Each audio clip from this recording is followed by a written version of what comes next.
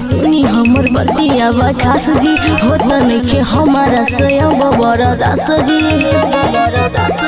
ए जी सुनी आई ने सुनी हमर बतिया खास जी होत नइखे हमारा स्वयं बड़ा दास जी छोड़े जवानी पानी कैसे के रोकी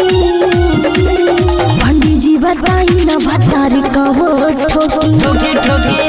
आगे जल्दी ठोकी पंडित जी बताई ना भतारी कबर ठोकी ठोकी ठोकी आगे जल्दी ठोकी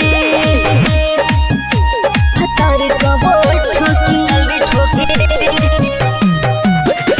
पंडित जी बताई ना भतारी कबर ठोकी ठोकी ठोकी आगे जल्दी ठोकी पंडित जी बताई ना भतारी कबर ठोकी देखी के हाथ हमर सही बताई कबले होई हमर छेका पूजाई कबले होई हमर छेका बच्चे सुन छोटे बड़े पौधे दे सभी शादी में लेटे बाबा भी चाहे गोटा न कब एक जगह होखी पंडित जी बताई न भतारी कबर ठोकी ठोकी ठोकी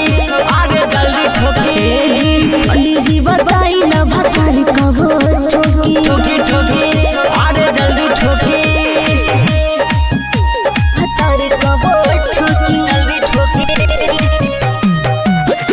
पंडित जी बताई न भतारी कबर ठोकी ठोकी ठोकी आगे जल्दी ठोकी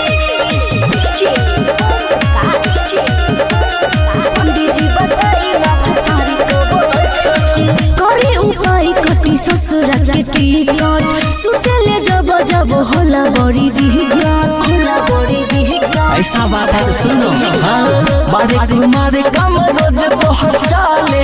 पिंटू से सेटिंग तो ये हमारा प्यारे अर्जुन विकास कबर ठोकी पंडित जी बताई न भतारी कबर ठोकी ठोकी ठोकी आगे जल्दी ठोकी पंडित जी बताई न भतारी कबर ठोकी ठोकी ठोकी आगे जल्दी ठोकी शिवाली रिकॉर्डिंग स्टूडियो खगड़िया।